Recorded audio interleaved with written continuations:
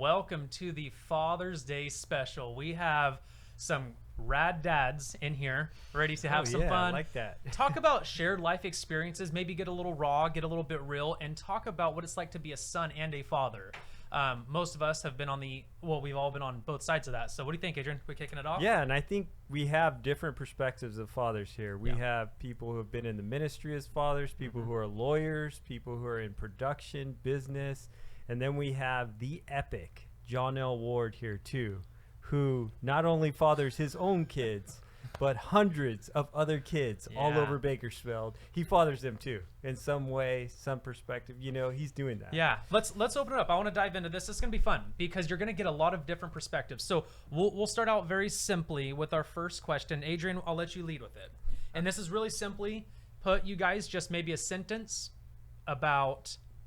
Yeah. What is a father to you in one sentence? And or word. Or a word. Yeah. Maybe it's a word. Hopefully it's not a curse word. So I knew the questions beforehand. So my first word of what is a father, my answer would be it's a gift. Fatherhood is a gift. Pastor Tom, what do you think?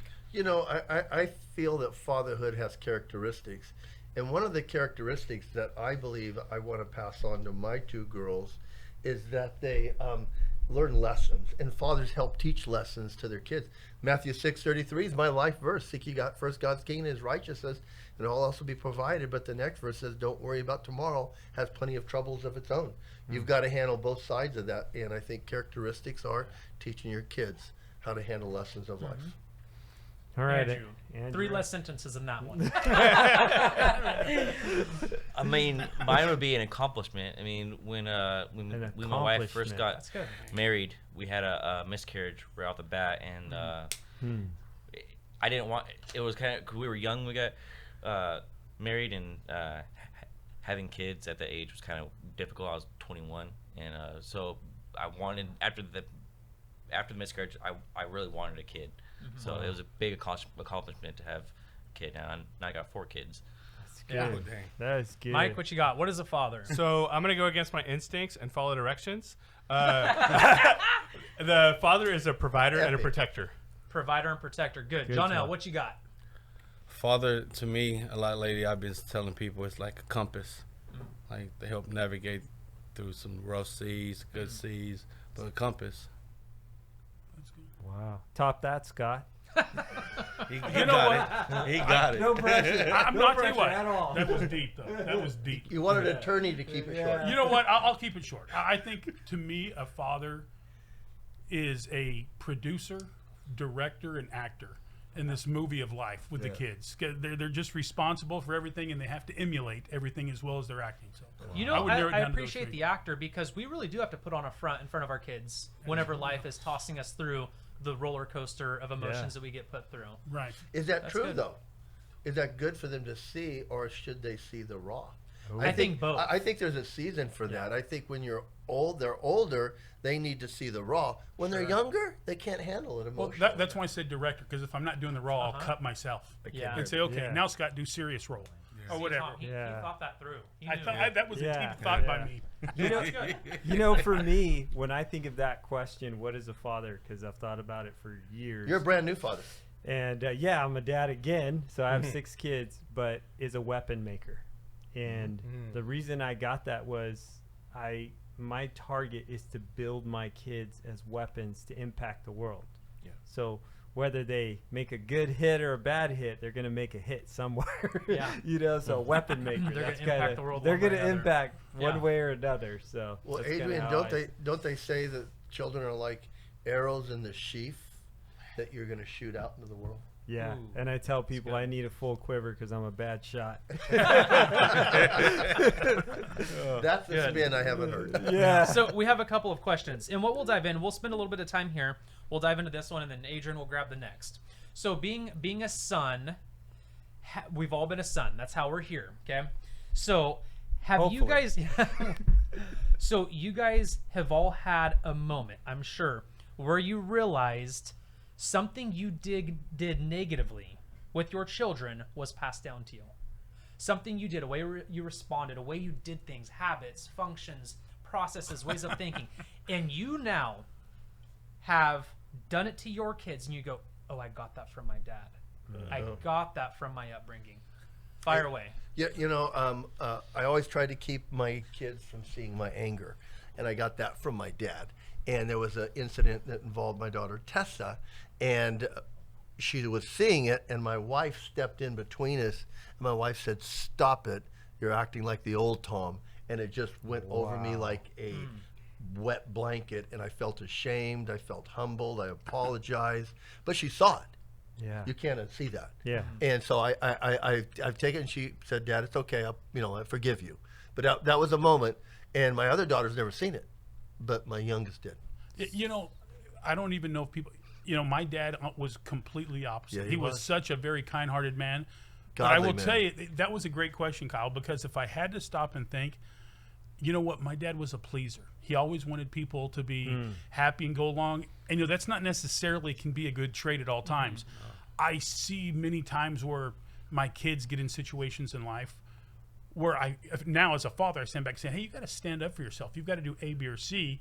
But their inherent trait, because of my dad, because of the way I act many times, is to say things that are just pleasing.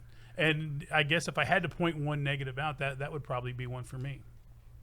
Wow, what about you, good. Big Dog?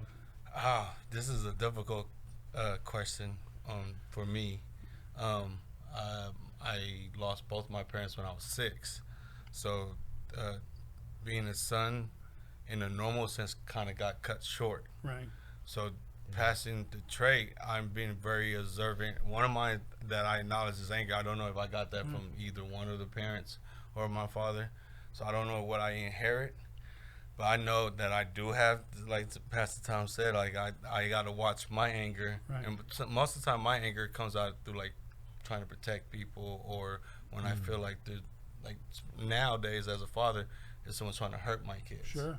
Absolutely. Right? And I got to check myself, because my son is pretty good. He turns into a monster on the football field, but he's a teddy bear at heart. It's my daughter that I'm scared of. She got my anger. Like I see it, right? So I gotta. How old is she? 14. I just want to make sure that she's not going to be dating my kid. She eat them up. Yeah. And Johnell. Well, if Johnell's son will revert if you do something to hurt his sister. Oh, absolutely. That's a good protection. That's cool. Yeah. And I think that's a good point, because some of these attributes are not, your father doesn't even have to be there to hand it to you. Absolutely. Yeah. It's generational. He doesn't even have to be there to hand it to you. Yeah. Yeah. For me, and I noticed it the other day, and like thinking about it, and even in the moment, I was like so deflated. And it was a harsh word said to, and happened just the other day with my son. And he just wanted to sit by me, but he came up on the bed and he bounced the bed, and I had a glass of water and I spilled some, and I was like I just instinct barked at him real quick, and then I just saw him just in his face crushed him. And I've been there. Yeah. Even right now I'm kind of tearing up thinking about it, but I made up for it, but still it's just those things that talk about we inherited. So yeah. Andrew, what you got? None of the traits that I have came from my father, because my father was probably, we all say our dads are the best dads, but to me my father was the best dad in the world. The only thing that I would say, he was never home a lot because he was working. He was in the military, and then after military he was working in the oil fields, and I see as myself now, because I'm working crazy amount of hours. I just got back out of town just 5 minutes before we started shooting this. I've been doing that all week. I'm never home. I get home, I leave my house when they're sleeping, I come home when they're sleeping. I've been doing that for the past 6 years now. So do you get home sometimes and go this is your fault, Dad? That's why I'm home at midnight.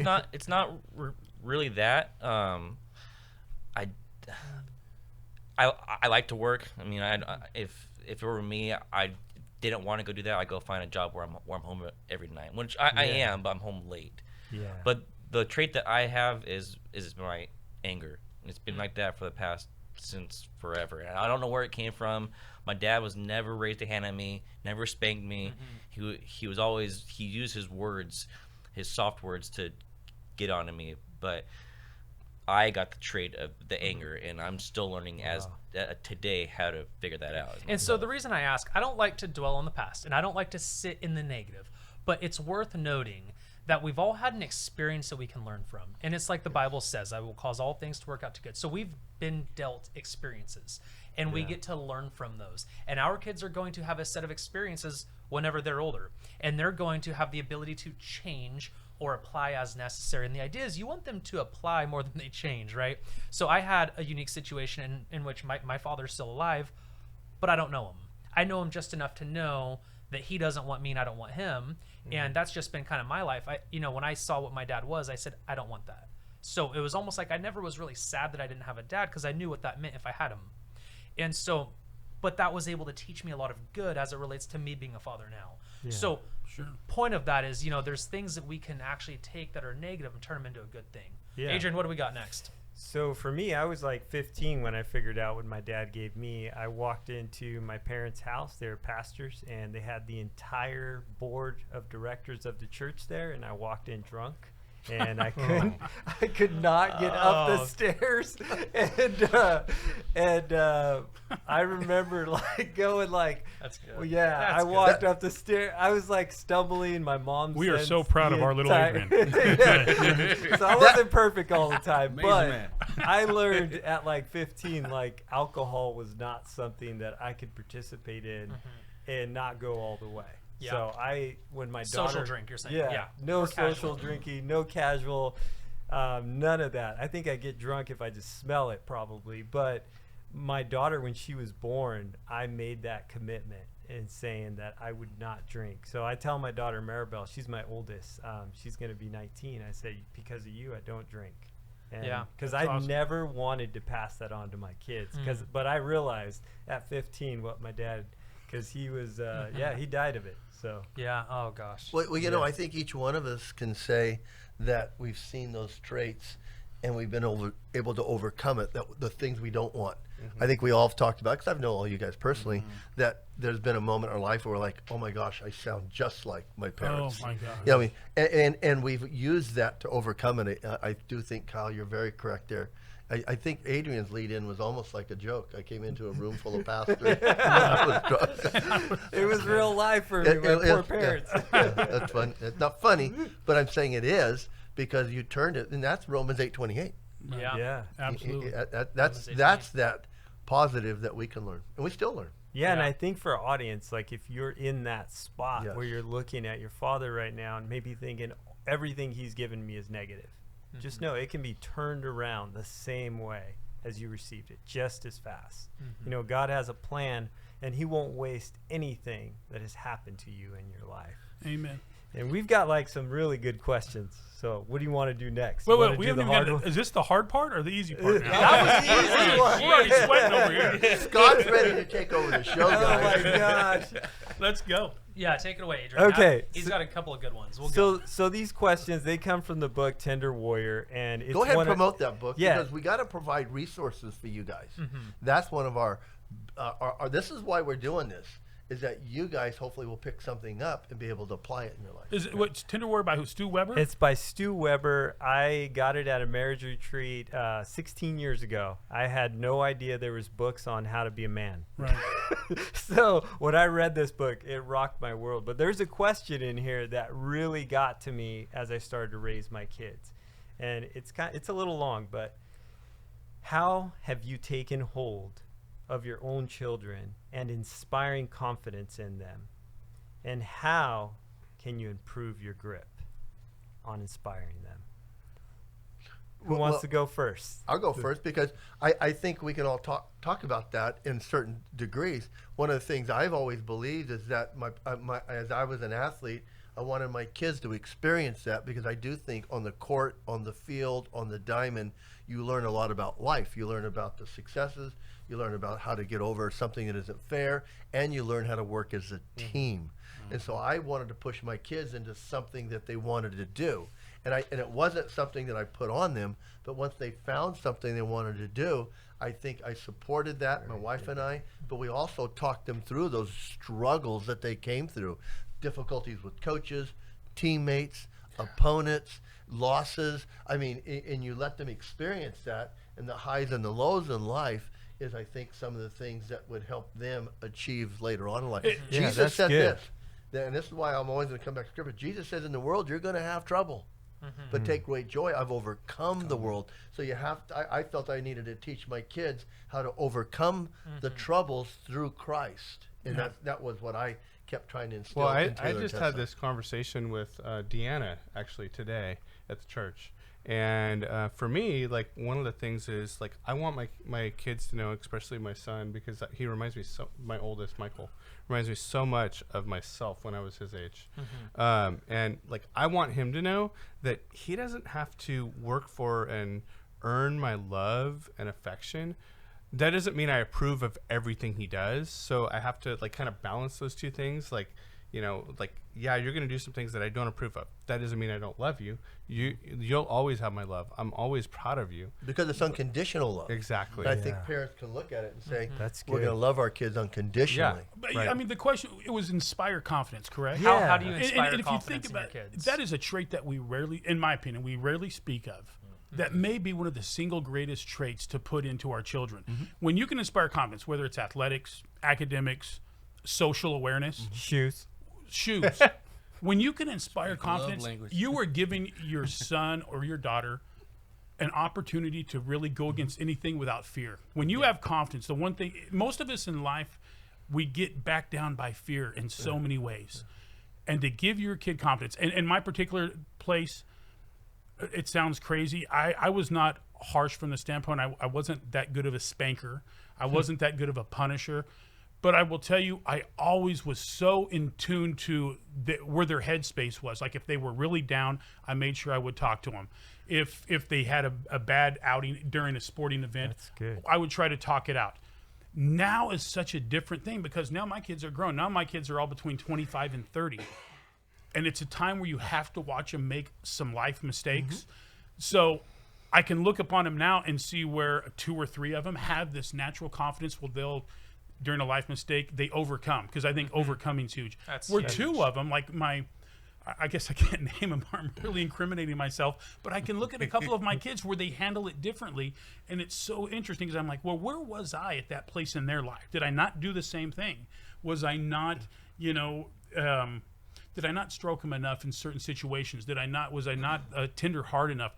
And it's really interesting now seeing them grow old. So I think inspire confidence is many times by our words and that's our a actions. challenge. Can I jump in on that real quick? Because I had a moment, and I think men and fathers have to look for teachable moments, because they're all around us. I remember my girls were both very successful in tennis.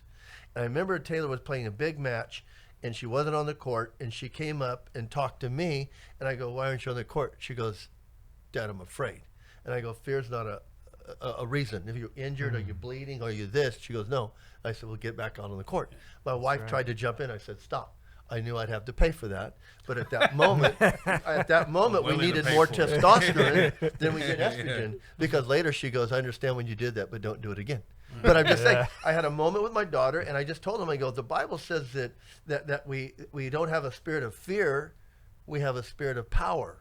And a sound mind. So I think you're right. So I go back to those moments, and my daughters have both come up with tough moments where they've had to dig back down and say we're confident enough to know that we don't have a spirit of So this fear. one's an interesting one for me, because my wife is hyper conservative, standoffish, shy. I mean, you wouldn't know she spoke for the most part until you get to know her, and then she's great. You'd never know the difference.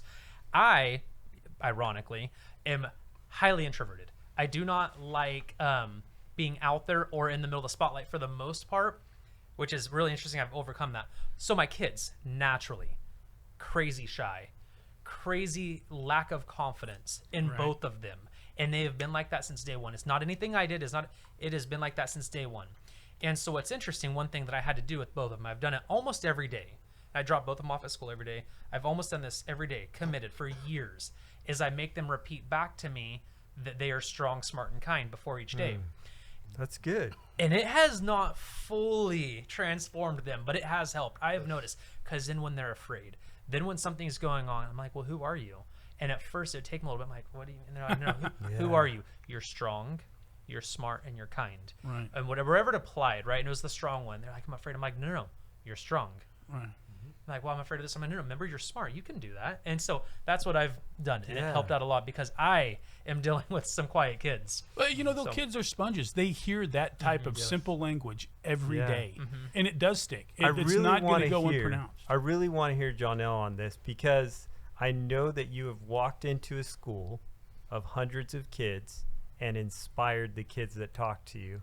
And I've watched him do it. Yeah, and I'm just like, so when it comes to your kids, how do you bring that encouragement to them? Couple of things. I done it with the sports. I done it with strong talks and correction, right? But the best thing I can say where I think I built obviously it isn't the shoe with them because they see the blessing with the shoes outside of the house, but inside of the house, they just want a conversation.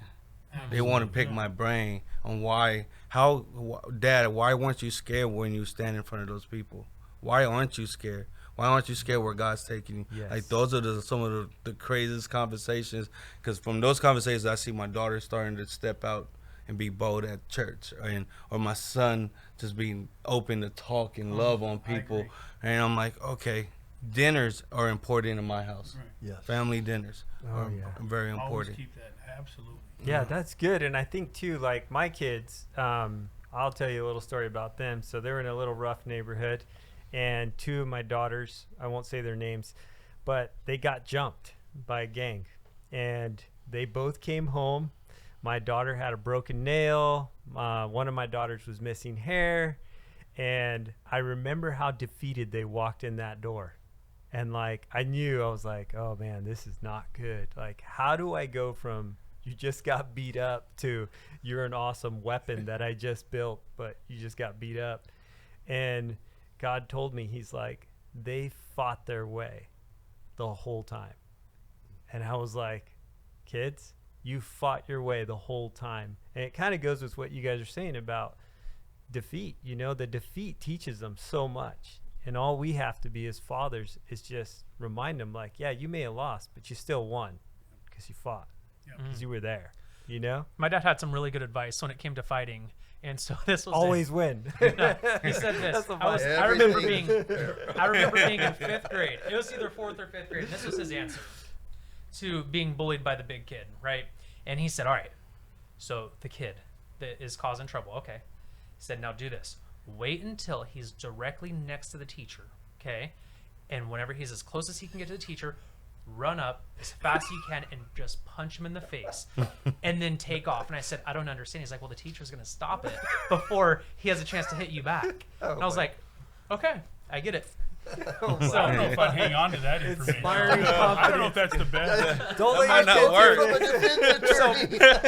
So if What you'll about remember, when he sees me in the school playground, Dad? so you'll remember 10 minutes ago when I said, I realized why it was probably good that I didn't pass on a lot of things.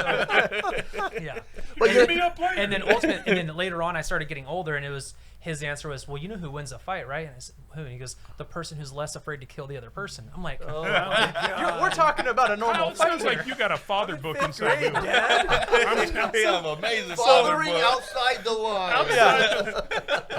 Yeah, that's called creative thinking. So, anyways, but to Adrian's point, right? So, like, we're gonna have kids, and we have to give them ways to resolve these issues, and that is important. And whenever they get beat up, encouraging them, saying, "Hey, check it out. You just got roughed up a little bit, but you fought back." And there's something to be said about that. Yeah. Well, and that's why I'm going to take it back to the Bible every time. The Bible says, and it says it over in Timothy, don't let somebody look down on you because of your age. My daughter Tessa one time had to go into the president's office of a high school and have a sit down with a teacher that she thought was going outside the boundaries. I got a call after that meeting from the president, and he says, Tom, Tessa will be just fine in this world because I thought usually I take the teacher's side. I supported her. And so it was just neat because I kept saying, don't let people look down on you just because you're young, because you're still you're valid. Your opinions are valid, and don't be afraid to state them. Right. And I think at every age, you know, what is young? I mean, for me, somebody 70 years old, I'm a kid. Right. I look at you guys, you're all kids to me. Yeah. I How agree. about this one? I agree. I think like we have 5 minutes about there. So, but I think this question is good. So how do you? Is that the question? Yeah. Well. So, yeah. Go ahead. yeah, maybe this can be a little bit more. That you can apply this. This will be more advice, I think, is where we're going. But basically, how do you spend quality time with your children? Is that a priority? And if so, how do you do it? And you know, what does quality time look like with you and your children? I'll jump in on that one. So something Ludavia and Ludavia, my wife, for those of you who don't know, talk about this all the time. We try to be very intentional. We waited until we were older to have kids, older than a lot of people, for a reason. When even though I seem like I'm like very spur of the moment kind of guy in a lot of areas, I am. In the important areas, we try to be very intentional, very planned out, and so we were talking the other day about like, you know, different things, but we've always made a point to go on date nights with each other, but also with the children, and we have to rotate. We have 3 of them, and there's 2 of us, and we gotta work that out. But usually, probably at least once every other week, we'll pick each of us will pick one of the kids and take them out and do something, and then but we'll make a point to go and do that. And you know, like Michael really likes doing golf right now, so we'd go and do that. So that's been a lot of fun. I'm not a golfer, but I made a point because my son wants to learn golf, and my dad is a golfer. I'm like, hey, this is something we can do as generations. So we started doing that together. You know, and then, Mike, how old, your kids are younger as well, right? yeah, 8, 6, and 4. Because the one thing, and Tom and I might be able to speak best this since we're the old men on the panel, you have intentional time when they're young. Yes. Yeah. It pays off when they're older. Oh, yeah. You know, No, because I know. I have kids, I said, over 25. 2 out of the 3, we golf together. Yeah. There's very few dads that get the opportunity to go spend 3 or 4 hours. Mm-hmm. So although you're saying, oh, you just went golfing with it, it's 3 or 4 hours that maybe the conversation in the beginning is nothing. But as the time goes on and we start talking, he'll start revealing a little more how his week was, how it was. And Tom, you're in the same boat because one of your, do they both live out of town? Or so? Well, both my girls went away to college, and neither one has come back. Right. You know, and I there again, one of my oldest daughter, one of her love languages is quality time. So when she went away to college, I was struggling on how to accomplish that. Right. And then I started realizing the quality time didn't realize that I didn't have to be there. I could call her on the phone. Right. I could start. And so we started it. So when my daughter Tessa moved to Tennessee a year and a half ago, that even challenged us more, but we accomplished it the same way, FaceTime. Right. We have, every day we FaceTime, and it gives them that feeling of we're there, we're in their lives. And so it does become more of a challenge when they leave your home, but the ideas of starting it when they're young. Agreed. And I do believe you just have to get creative as they get older. I'm that parent that was ready and trained my kids to leave, and then cleave to whatever they're at. So Tessa's is married. I have a great son-in-law. Some of you guys got to meet him and see him. But now they're both in Tennessee, and so as you're there, you've just got to find ways to maintain that relationship, and they'll want it. As you established it when they're younger, Right. you just have to find a different way to achieve it. And then your kids are about the same age as Mike's, right? No, they're not. I have a son going to be a senior. I started early. Oh, okay. Yeah, because you look so young yourself. Adrian? Thank you. I am kind of young. I started at 19. I have my son at 19, and he's 16 now, and my daughter's 14. And well, some ways we spend quality times again was the dinner. It's very intentional. Car rides are amazing, especially going to. I get to take them to their sports games or That's good. to school now and pick them Absolutely. up. Those are like some of the best moments. I don't turn on the radio in my car, so when friends, when they ask for their friend to get a ride, they're like, "Why your dad don't turn on the radio?" No, this is our time to talk. I had a truck, the radio didn't work. And since I am a young dad Right. with teenagers, I use technology.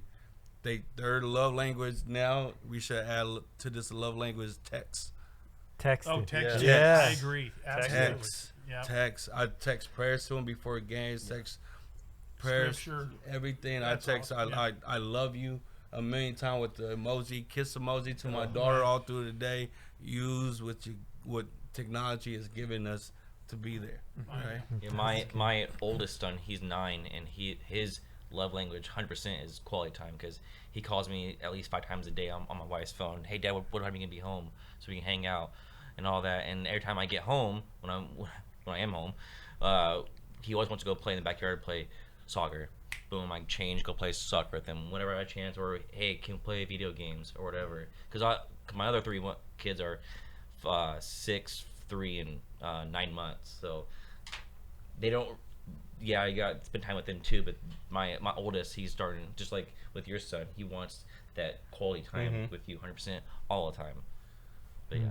That's cool. Yeah. That's good. I think for me, so I have a brand new baby. His quality time's whatever. He doesn't care. He's a baby. He chooses. But the rest of my kids are pretty much teenagers, and one of the ways I spend quality time with them is serving. So a lot of the projects we do, when we go to church, we go like a little military army They are, I to can invade attest the to that. church. But that's kind of like what we do in service. We do in adventures too, when we go out and we go to the mountains, or we go fishing or bike riding. And that's just, but my kids have been with me. We've put on over 100 service projects in the community, whether it's a bike race, a hike, a run, and they've been there 5 a.m. setting up tables and all that. And that's kind of like how we spend time together a lot, is in service. You know? I make my kids go on appointments with me. So obviously my world can be consumed with appointments and phone calls. So if I know I have to go install signs or grab lock boxes or get keys, I load up the family. good. My wife is so supportive of this too, because she just sits in the passenger seat and she cruises. If the girls don't want to go, they say, Mom, Mom says, come on, girls, we're just going to go cruise. And we just listen to a little bit of music. We talk, we have fun. And that's our quality time whenever it's a busy season for me. I think if you apply yourself to including your children, you can find a way. I mean, I used to coach football, and a lot of people, and Mike, was there. Yeah. My kids were on my back. I had a backpack, and my daughter would be in my backpack. Taylor would be right next to me, and they love football to this day. They have relationships with some of my own players. And I think if there's a way, and you make that, I think that they'll join in. That's one of the things, like with Dean at church the other day, right? That our quality time was just, he didn't want to go to class that day, or that service, right? Because we're there multiple services, and he just walked around, and he held my hand, and we walked around, and that was quality time for us. You just got to make a creative. So Adrian, what do we got? All right, so we have time for another question. Yeah, we've got another question, and I think this one is more of something that you see that you wish there was more of in fathers today. And we're not trying to cast judgment, but I think we all have a perspective. I am casting judgment. I have something to say. Yeah. So this could be, everyone could have their 1-minute TED talk on this, because Adrian's being kind, but think about it. So we're some pretty well-rounded fathers here, but we are living in a time of the most fatherless generation. Amen. Where fathers are in their homes. The only time comparable to this, I think, was World War II, and where kids did not have fathers. Right now, kids technically have fathers, but they are not home. They're either out of the house, or if they're in the house, they're glued to these things called phones, or they're glued to whatever sports channel. So we are in a fatherless generation. So that being said, Adrian, the question is, what do you wish? What was it? So what's something that you wish you want to see more of in fathers? What do you want to see? Go ahead. Johnell was first. Johnell was first. He's Go ahead, ready to Johnell. tackle this. Hang on, Tom. Man, Hang on. 'cause I you know guys you got a don't good one. understand. So this is your minute rant. I'm gonna try to keep it under a minute. Go ahead. Being involved with all these kids, I talked to a pastor quite a few times that I'm learning not to take them home. Their problems and everything, and there is a lack of fatherhood. And when I get to speak to a dad, one of the biggest things I tell them is your job to fix it. To fix it.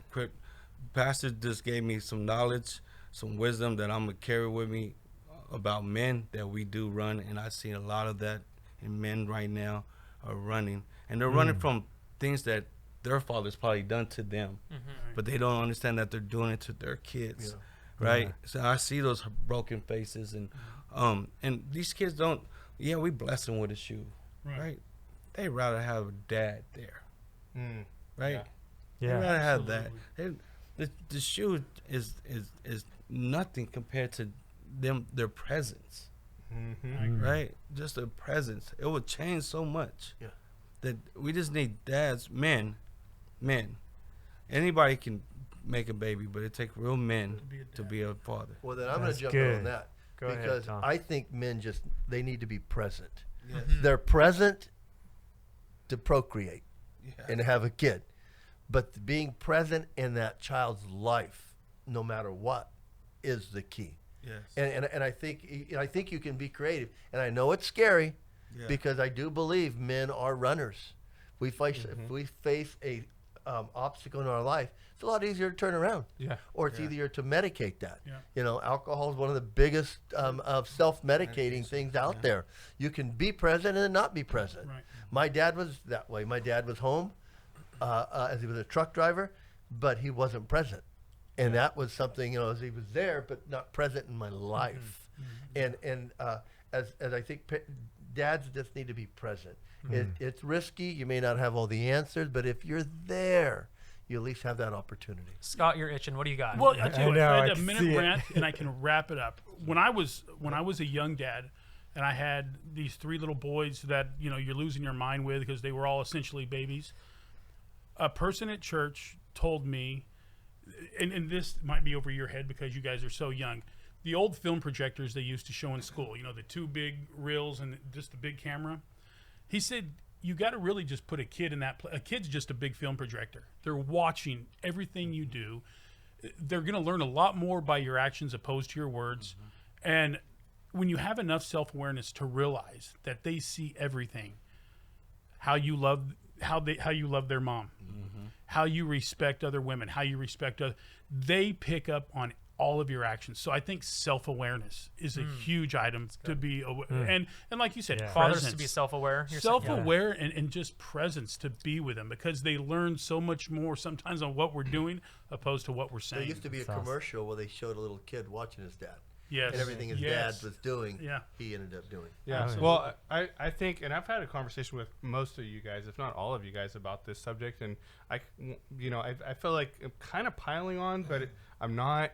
So to me, like, I think one of the things that dads need to have is a backbone and stand up and just lead the family. The women want guys to lead. If we're being practical, that's good. Leadership. Yeah. Like my wife's told me many times, like, I want a strong man in my life. I want a leader, and most women, whether they say it or not, would probably agree with that. And I think that's a big thing that's missing, is a man that will take charge and protect and provide and just stand up for his family and get off the phone. All the things all of these guys said, but man, I think just strong leadership. That's good. Andrew, do you want to go before I got mine? Go ahead. No. Yeah. I'm sure. Go, Andrew. There might not be any stopping me. So answers. I got a couple of short. You got my answers. I was like, I hope you weren't gonna say that, because that's a big thing in me. The last And Andrew's doing that subtle ditto. Yeah. Yeah. What he said. No. Yours, yours is really good, because I have dealt with that for the past couple months.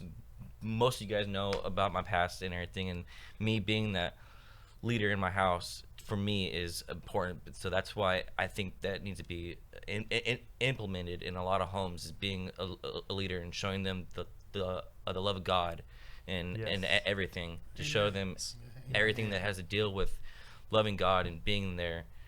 And yeah, in the Bible, though, it makes sure when you're talking about a man leading the home, it says you are the high priest. You're not the high tower. You're not the king. You're not the slave driver. You are to be a high priest, holy and purified. You are the purifier of your house. So when I see somebody say leader, you don't just lead with your mouth. You lead with your life. With and your you actions. are with your actions. You're to be holy and and sometimes your wife is not going to follow you because your actions don't follow your mouth. Agreed. And so for me, I would say I would love it if men would stop making excuses and just man up. Like the worst thing I hear from men is, I can't do it because I have kids, I have a job, or I have this. And I'm like, well, stop sleeping so much. Get up earlier. When I hear an adult has an Xbox, I instantly go like, wait, what? And I'm sorry if that offends you, but when I hear an adult plays Xbox, I instantly judge you. And I'm sorry. And so my quick In the most non-judgmental way. most judgmental. I will wear that. So, okay, my quick one. My short answer would be I wish fathers could be a little bit more vulnerable, because sometimes we do have, if we're not super backbone, we're the, sometimes to the opposite of your super backbone. Maybe ease off. Yeah. Honey, where do I struggle as a father? Like, what do you need? I give my kids permission to hold me accountable. I agree. And I will own up to mistakes, and I go, hey, do you remember the way that I brought this up? Or do you remember how I did this yesterday? And she goes, yeah. I want you to know that that's bothered me. And I want you to know that I'm sorry. It's not okay that I acted that way. Mm-hmm. And I give them permission to, say, you know what? Yeah, that did bother me. And there's no judgment. And it should. A dad does not act that way. Absolutely. Well, Kyle, I think that's part of leadership. Like being able to be vulnerable. It takes someone. It takes confidence to be able to be vulnerable and be open. And, it is. And I think being a good leader, it requires you to be able to also be vulnerable at the same time. And here's my final rant on. It's not a rant show, man. And I'll say this is my plea to dads out there. This is my plea. Because you're talking to someone who grew up really without a father present. I have these stories. My dad's alive. I know him well. I'm very similar to him. And so it's not that I know him. He just wasn't a part of my life in the areas I needed him to be. And so what I'm saying is you're not a product of your circumstance. You're a product of your choices. And so my plea for fathers would be your kid needs you in their life. Yes. For decision making, for moving the ball forward in their life, for doing things, they need you. And interesting thing about kids, they don't, and this is for dads, that maybe you've slacked the first 7, 8, 9 years. I can tell you as someone who's struggled his whole life, like I know my dad's not great, but at any point, 6 years old, 10 years old, 15, 20, 30 today, if he changed his ways and walked into my life, I would be grateful. And so don't think that you can't change and step up as a father. That would be my plea, not rant, I guess. Yeah. I just have to make it spicy. And I think that's a good point, because Father's Day is right around the corner. And I know for a lot of people, including me years ago, Father's Day was not a good day for years, even though I had kids. And God gave me a word one day. He said, make it a good day. Make it a good day. Yeah. And that's my final wrap up. You guys have anything else you'd like to add? I would like to also plug a book, and that's our resources. We'll have them on this. But it's by John Eldridge. It's called Wild at Heart. Great. I think every man, and Adrian and I talk about this. I've led Bible studies with this book before. But the one thing it does is take men back to their original purpose in the family, on training up children, whether it be girls or whether it be young men. Right. I think that as we're there, we shouldn't shrink back and train up our kids in a way that we would like to see them go, because the word says they won't depart from it. Yeah. Well, it's been a good show. You guys have a lot of good insight, some great fathers. You guys should give yourselves a round of applause. Good job, guys. Good job, you. Only a good show because of equally great questions. Yes. There we go. Well, that's it for this episode's of the Father's Day special here at Lunch Break. Yep. We're all signing off, and it's been good. Hope you're able to take this, apply it in your life. Yes. Hopefully you learn something. At the very least, like Scott said, be self-aware. What am I doing with my gift of being a father? So awesome.